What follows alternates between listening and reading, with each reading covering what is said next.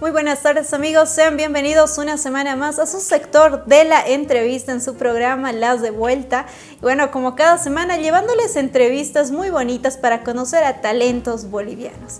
Y en esta ocasión no podía ser la excepción, nos encontramos con Lu.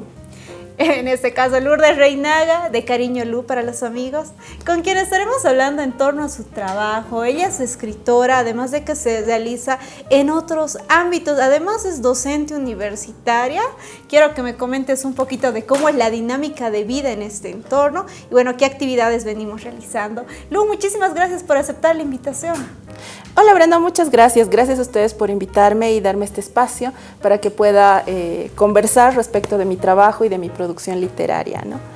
Más bien, muchísimas gracias Lu por aceptar la invitación. Es muy lindo conocer lo que ha sido tu trabajo, ¿no? Quisiera que nos comentes un poquito de cuándo nace tu afición por la escritura y la lectura de los textos, porque sabemos bien que no siempre todos los niños son afines a agarrar un texto y leerlo y más que le guste. Bueno, sí, es cierto que no muchos niños son aficionados a leer, pero bueno, mi amor por los libros ha comenzado cuando era yo muy chiquita, ¿no?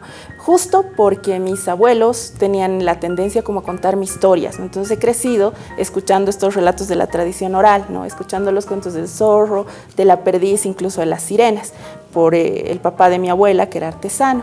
Entonces ha sido como una transición bien bonita, que en determinado punto mi tía me enseña a leer para contarme otras historias, además de lo que escuchaba de mis abuelos. Yo tiendo a decir que me enseñaron a leer para deshacerse de mí y que no esté detrás de los adultos y pueda leer los textos en mi casa, ¿no? Entonces, a partir de eso yo empecé a leer revistas, cuentos para niños, cuentos para no tan niños y lo que pillaba en la casa, ¿no? Así que ha sido una adicción desde siempre, desde que tengo memoria. Y es que es una dinámica muy bonita, ¿no? Que desde la familia inculquemos de esta forma lo que es la lectura, puesto que hoy en día, si tenemos un pequeñito en casa y nos ha tocado ver o ser partícipes y no queremos que justamente nosotros estamos ocupados y el niño se nos acerque, es como que anda, ve la televisión, ve qué encuentras ahí. Y tenemos que cambiar empezando desde ahí nosotros mismos, ¿no? Muchas veces nos quejamos de que los niños de ahora no leen, no les gustan los libros, pero ahí el mea culpa de decirles, inculcamos la lectura, damos el ejemplo también nosotros de leer, porque es sumamente distinto decir, lea un libro y que tú no leas ni siquiera el periódico, ni los titulares, ni siquiera el empaque del cereal de la mañana, ¿verdad? Entonces es muy complicado. Entonces tu gusto nace desde muy pequeñita. ¿Cuál ha sido el primer libro que has leído o con el que tú has dicho, yo soy de acá? Uy, me imagino que ha sido la edición de Villiquen de Mujercitas, porque en mi casa sí estaban las ediciones de Villiquen, que eran como ediciones recortadas, que no eran completas, ¿no? Entonces eran como fácilmente manejables para un niño. Además tenían una presentación en tapa dura, eran muy bonitas, ¿no? Además de eso, me compraban los cuentos escogidos, donde estaban estos cuentos entre comillas para niños, porque ahora los vuelves a leer y ahí hay asesinatos, hay incesto, hay de todo y aún así se vendían como cuentos para niños. Entonces leía esos cuentos, leía los de Villiquen, las revistas, leía las de Editorial Columba, donde están Nippur, Dago, todas esas historietas, y las revistas, las selecciones de Reader's Digest, que creo que la mayoría de nosotros tiene alguna en casa, aunque sea de casualidad. Y sí, y además, como comentabas, eso de inculcarle el hábito lector a un niño es muy importante a partir del ejemplo, ¿no? Porque un niño que ve a los adultos leer, quiere leer también. Porque dice, está haciendo mi mamá eso porque es interesante, o mi papá eso, debe ser interesante. Yo también me acercaré a mirar qué hace. Claro. Y también las revistas pequeñitas que te vendían incluso en los mismos periódicos. Uno de los últimos, el Lustra, yo recuerdo que yo coleccionaba así todos los fines de semana mis pequeños lustras y desde ahí ya veía que incluso niños más pequeños que yo hacían esa dinámica, ¿no? De decir, hoy va a salir la nueva edición de Lustra y tengo que ir a la esquina, tengo que ir donde el Canillita y conseguir esa revista. Entonces creo que desde ahí viene esa dinámica tan bonita que es la lectura, ¿no? ¿Cómo es tu paso por el colegio? Porque yo te voy a hablar de una experiencia muy personal y también de otros escritores que hemos tenido el gusto de poder conocer y conversar con ellos, de que en el colegio muchas veces te lo ponen hasta de castigo la lectura. De que no hice la tarea, va a leer 100 páginas de tal libro o tienes que leer esta bibliografía obligatoriamente.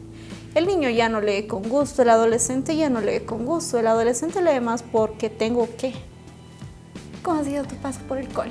Ay, no, ahí yo he tenido muchísima suerte porque tuve profesores que motivaban bastante a la lectura. Tuve un profesor en quinto de primaria, el profe Luis Mendoza, me acuerdo, en Oruro, porque yo estudié en Oruro, y él tenía un truco maravilloso porque nos decía, ay chicos, los veo cansados, entonces nos tomaremos un ratito de descanso. Todos, ¿no? Entonces comenzaba a leer los periolibros y nos leía los cuentos. Me acuerdo bien que nos leía cuentos de la selva. Entonces nos decía, si se quedan calladitos, vamos a jugar, vamos a tener nuestro descanso mientras les leo. Entonces nos leía el cuento y si uno hacía ruido, porque éramos niños, claro, decía entonces, no, ese se ha movido, así que van a responder algunas preguntas porque no están atendiendo y nosotros ya, así caíamos en el cebo, ¿no? Años después me di cuenta, oye, qué capo, qué buena metodología, ¿no? Y respondíamos las preguntas por escrito y además él tenía la costumbre de dejarnos los periolibros en el aula, entonces podíamos sacarlos en el recreo, leer, y en la biblioteca del colegio también compraron los libros del barco de vapor, o sea, eran lecturas asociadas a diversión, a descanso. Ya, esta semana se han portado bien, vamos a tener una hora de descanso, escójanse un libro, miren, este está bonito, intercambien. Ha sido una cosa bien bonita y bien lúdica. Y muchos de los estudiantes de mi colegio, con los que me he reencontrado años después, han mantenido el hábito lector, aun cuando sus carreras no estén relacionadas con materias en donde se lea mucho, sí han mantenido un hábito lector, ¿no? Incluso Ariel, que es el coordinador del Club de Lectura La Paz, del que soy parte y donde doy talleres, él salió de mi colegio años después, pero pasó con el mismo profesor, entonces otro fanático de la lectura, ha pasado con generaciones. Orgullosísimo seguramente el profesor de decir, he formado lectores brillantes, ¿no? Que hasta el día de hoy siguen transmitiendo sus conocimientos en pro de las nuevas generaciones. ¿Cómo decides estudiar una carrera referido a esto? Porque no es fácil, no siempre los papás apoyan, seamos honestos. Cuando alguien le dice que se quiere dedicar, porque sabemos bien que una formación universitaria es ya decir, de esto quiero vivir. Sí, de hecho yo no tuve ningún apoyo cuando decidí estudiar literatura. Yo quería estudiar literatura desde octavo de primaria, ¿no? Tercero, ese de intermedio más o menos en esa época, pero en mi casa me dijeron, no, eso no, tú estudias administración de empresas, porque eres buena para las matemáticas, ¿no? Entonces me inscribieron en una universidad de administración de empresas y yo que era una niña buena y estudiosa, comencé mi primer año a estudiar administración de empresas hasta que me di cuenta que no era lo mío, ¿no? Entonces terminando ese año, me las ingenié para reprobar algunas materias y convencer a mis papás que no era lo mío, que iba a ser una pérdida de tiempo, de dinero y de todo y que se resignen nomás, ¿no? Entonces, mi mamá me dijo que me acompañó al examen de dispensación para entrar a literatura y que durante las 3 horas que estuvo sentada afuera esperando, estuvo rezando para que repruebe y que vuelva a administración. Entonces, ha sido bien complicado porque si bien he tenido más apoyo de mis tíos, al final mis papás levantaron las manos y dijeron, bueno, ya, ni modo, ha elegido eso, ¿qué vamos a hacer? ¿No? Pero yo creo que tienen todavía la esperanza en su corazón de que, aunque sea, estudie algún curso de contabilidad o algo así. Prontamente va a tener su curso de auxiliar en contabilidad nuestra invitada. Vamos, Lu, que se puede. Pero no llegó hasta ahí nuestra invitada. Tiene cursos de posgrado en literatura y eso es lo que me causa más curiosidad saber, puesto que tus papás no querían que ingreses a una carrera. Me imagino que tampoco se les hizo muy alegre que te metieras a hacer un posgrado. No, para nada. Bueno, los primeros años han sido bien duros dentro de mi formación en literatura, porque mis papás son ambos contadores, entonces su método de presión era que no me daban dinero para que pueda sobrevivir en la semana. Y en la carrera de literatura, pues leemos mucho, entonces nos daban fotocopias y todo, y eran unos mamotretos así semanales, entonces había que elegir entre comer o sacar copias, ¿no? Y ya cuando terminé la carrera y vieron que conseguía trabajo, que me iba bien con algunas cosas, dijeron, ya bueno, está bien, este es tu camino, ya no vas a cambiar, pero ya veremos qué se puede hacer. Además que me tomé un par de años en Oruro para apoyar a mi hermana y para estar en la casa y ayudarles en otras cosas, a mis tíos también, así que me dijeron, ya está bien, te vamos a apoyar con una parte de lo que necesites para hacer un posgrado, ¿no? Y ya luego los diplomados, esos ya fueron mi responsabilidad, digamos, ¿no? Me dijeron, ya eres adulta, ya te mantienes sola, eres independiente, verás qué haces con tu vida, ¿no? Entonces eso ya fue mi mi propio camino. Ya fue una elección propia de decir, no, yo me lo pago y yo lo curso. Siendo una experiencia muy bonita la de nuestra invitada. Amigos, después de la pausa estaremos conociendo un poco de la producción, de las actividades que también está realizando Lu en torno a la escritura. Hemos traído textitos muy bonitos que vamos a estar conociendo, así que no se muevan, que continuemos con mucho más de Tu Sector de la Entrevista. Y bueno, queridos amigos, continuamos con mucho más de Tu Sector de la Entrevista en tu programa Las de Vuelta, con un texto muy bonito de nuestra querida invitada Lourdes, para quienes no la conocen. Un texto muy bonito porque desde el título nos causa bastante curiosidad. Y sin embargo, ¿cómo nace este textito? Bueno, este texto ha nacido como una respuesta muy fuerte a algo que era casi un trauma en mi carrera, ¿no? Porque cuando era muy jovencita escuché que un crítico decía, las mujeres solo saben escribir de amor y de cosas así. Y yo me pasé varios años como intentando darle la contraria a ese crítico, mostrando que yo podía escribir sobre otras cosas, hasta que llegó un punto en donde dije, ¿por qué no voy a escribir sobre el amor? O sea, hay tantos autores que escriben muy bien sobre el amor, y escribí la novela, ¿no? Nació Y sin embargo. El título alude a un poema de Roque Dalton, que es Y sin embargo, mi amor, y no sé qué. También hay una canción que titula Y sin embargo, ¿no? Pero es prácticamente como una alusión a Roque Dalton, y es una historia muy, muy femenina. Las protagonistas son madre e hija y son las historias generacionales bien intensas, ¿no? Y creo que es una forma muy bonita de hacer alusión a estos casos, ¿no? Cuando hay personas que te dicen, tú no puedes hacer eso, suelen encasillar muchas veces el trabajo de jóvenes, porque cuando una persona llega a una universidad, llega con muchas ilusiones, cargado de muchas ganas de comerse el mundo. Bien dicen que la juventud se quiere comer al mundo, y que alguien te pueda dar comentarios que quizá para él no sea muy grande, ¿no? Pero puede acabar con la ilusión y las ganas de una persona. Entonces, plasmarlo en un trabajo, considero es una forma muy interesante de saber manejar la crítica, de saber manejar el encasillamiento que muchas veces generan en torno a nuestros trabajos, en torno a nosotros como personas. Y este texto es un poco contrario al que hablábamos inicialmente, para que vean que nuestra invitada escribe de muchas formas, de muchas cosas muy distintas, y también con enfoques bastante interesantes. Cuando vi la sangre, quiero que por favor hagan un primer planito en esta portada tan bonita, y que por algunos minutos en casita ustedes hagan y piensen en sus mentes de qué puede tratar este textito. Porque el título te da mucho en qué pensar. Puede tratar de mil cosas, puede ser una novela súper fantasiosa, podemos hablar de casos sumamente de ficción, pero nuestra invitada nos va a decir de qué trata Cuando vi la sangre. Bueno, primero, sí, la portada es hermosa, es maravillosa, es trabajo de una diseñadora muy capa que se llama Karen Sainz, y tengo el privilegio de que haya hecho la tapa para mi novela. Y bueno, Cuando vi la sangre en realidad nace como un proyecto bien complejo a partir de una experiencia que tuve durante 6 meses dando talleres y haciendo una suerte de voluntariado en la cárcel de hombres de San Pedro, ¿no? Entonces, todas las experiencias que tuve al interior de este espacio han sido como bastante fuertes. He estado en contacto con muchos privados de libertad y he conocido sus historias, los he escuchado a sus familias también. Me ha tocado ver algunas cosas del sistema penal boliviano que es bien fuerte, bien tremendo, y a partir de esto es que nace la novela, ¿no? Justamente porque, aunque he ficcionalizado muchas de las historias, la sensación de estar atrapado, la sensación de opresión, la sensación de no saber qué poder hacer con tu vida, qué es lo que te ha conducido allí, cómo has terminado tan mal, todas estas cosas tan intensas se me quedaron también a mí, y bueno, son las que he tratado de escribir, ¿no? Y ha sido un proceso bien intenso también escribir la novela. La escribí sin pensar que iba a escribirla y porque necesitaba escribirla. A mí me gustó bastante uno de los enunciados con los que se empezaba el texto y hacían alusión, ¿no? Este texto está escrito desde, para y con la gente que vivía en la cárcel. Quizá muchas veces cuando hablamos, y estamos muy acostumbrados, y esto de mala forma, ¿no? De que cuando hablamos de temas como la cárcel, lo vemos desde un aspecto quizá muy sensacionalista, muy de película, hasta cierto punto muy estilo hollywoodense.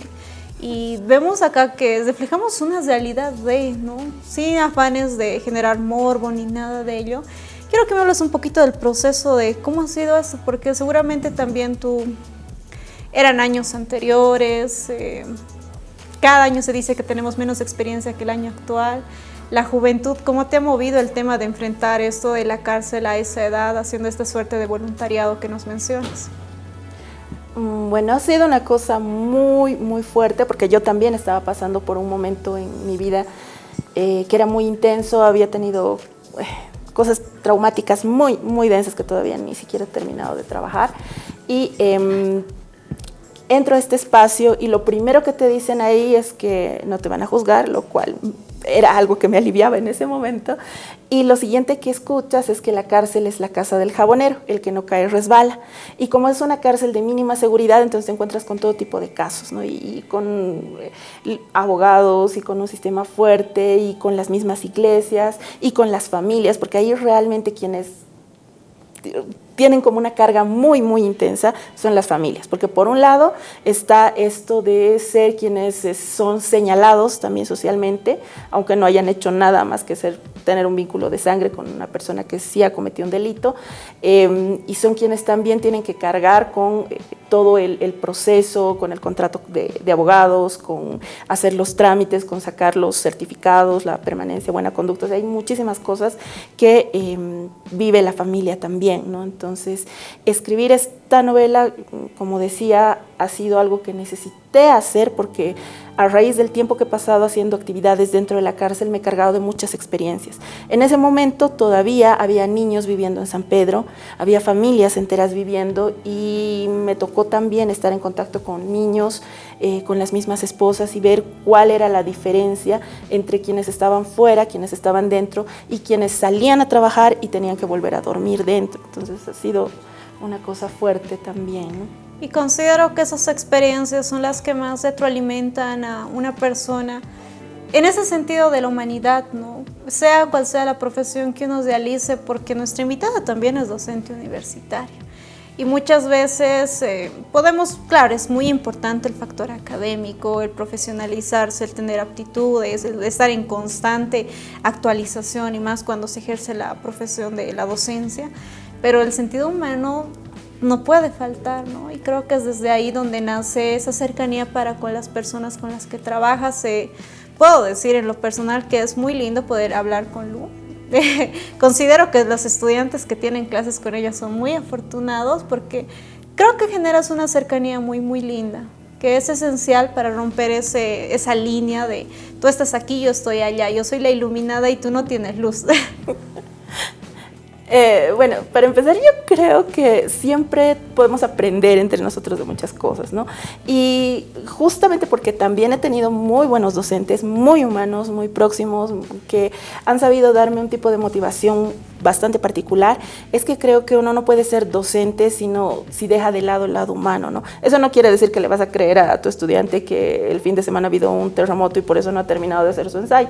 No quiere decir eso, ¿no? Sino tienes que comprender que estás trabajando con seres humanos, con personas, y estas personas van a venir con distintas energías a la clase y tu desenvolvimiento en el trabajo va a depender también de qué tan perceptivo seas con esas energías. Entonces va a haber grupos con los que avanzas así y montones, y hay otros grupos con los que necesitas detenerte un poquito, avanzar más lentamente, hacer otro tipo de referencias, ¿no? Y creo que una cosa de la docencia también es que tienes que estar muy al día con otros productos de consumo, ¿no? Si, por ejemplo, das clases en los últimos niveles de colegio o los primeros años de universidad, necesariamente tienes que conocer redes como Twitch, TikTok, cosas así, porque así vas a poder entender también y vas a encontrar maneras de llegar a tus estudiantes, ¿no? Por ejemplo, una vez que me tocó dar herramientas narrativas, suplir a una colega en segundo año de literatura, estábamos hablando sobre cuentística y sobre novelística, sobre herramientas de narrativa, narratología, y no, pues habían leído, pero nadie participaba y estaban así calladitos, ¿no? Y en esa época estaba muy de moda Game of Thrones. ¿Sabes leer, milord?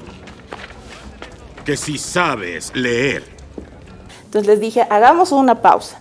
¿Quién ha visto el capítulo de Game of Thrones? No, pues ahí ya todos hablando, no, que sí, que ha pasado esto, que no sé qué. A ver, entonces aterricemos. si estamos hablando de esto, si lo relacionamos con tal concepto de la narratología, ¿quién estaría narrando? ¿Quién sería el personaje? ¿Quién hace eso? ¿No? Ahí respondían todos, ¿no? Ahí ya sabían. Y yo, ¿cómo no pueden hacer eso con Augusto Céspedes? A ver, ubíquense. Y bueno, sí se ubicaron, ¿no? Porque había relación, se podía trabajar, ¿no? Eres una pequeña sagaz, ¿no es cierto? Y eso no quiere decir que vas a perder el rigor. Tienes que mantener el rigor, solo que también entender a las personas con las que estás trabajando para justamente desarrollar mejor tu trabajo, ¿no? Entender esas dinámicas, ¿no? Todos aprendemos de la misma forma, con los mismos instrumentos o de las mismas cualidades, ¿no? Lu, por favor, yo sé que hay muchísima gente que en casa se está preguntándose ¿dónde consigo los libros? ¿Cómo me encuentro con Lu? ¿Voy a visitarla a sus clases? ¿Qué hago? ¿Cómo consigo los textitos? Porque son muchos más. Sí, en realidad los textos los pueden encontrar, la primera novela que no la traje y la tercera en la editorial 3600. Son ellos los que están en ferias, están en la Abdón Saavedra y casi esquina Huachalla. La segunda yo la tengo, entonces tienen que comunicarse conmigo a través de mis redes sociales. En Facebook me pueden encontrar como Lu Bel Reyag, y en Instagram, en TikTok estoy como Lubel10. ¿Algún número de referencia quizá? Sí, el 695-81-87-5. Y 24 horas. Sí, pero casi siempre está en silencio, así que tardo en responder. No se preocupen si leo mensajes, pero tardo en responder. Pero queridos amigos, no se pueden perder el conocer de buena literatura, el conocer de autoras magníficas que están haciendo este trabajo. Un último mensaje, quizá a toda aquella juventud que dice, quiero leer, pero no sé de dónde, cómo empiezo, qué hago. Hay muchísimas recomendaciones. La que más te sirva. Si no les gusta mucho un determinado género, procuren buscar algo que sí les guste. O sea, si les gusta algo que sea como más morbo, más sangre, hay cosas como Cadáver Exquisito, que es un texto que recién acabé de leer, de una autora argentina. Pueden buscar Come Tierra. Ahora, si quieren ciencia ficción, empezar por los clásicos como Asimov. Novela gráfica nunca está de más. Historieta es un gran inicio para comenzar a leer. Si les gusta el manga, lean manga, y luego del manga procuren buscar literatura japonesa, literatura oriental, y hay muchísimo más, ¿no? Entonces, muchísimas gracias, Lourdes. Sin duda ha sido un gustoso poder contar esta tarde contigo, el poder platicar respecto a tus experiencias. Queridos amigos, la invitación está hecha para que ustedes puedan acercarse a las librerías y conseguir esos textos tan bonitos, o contactarse con Lourdes Reinaga, nuestra invitada del día, Lu para los amigos. Queridos amigos, agradecerles muchísimo por acompañarnos en el sector de la entrevista. No se muevan, que continuamos con mucho más en La Revuelta.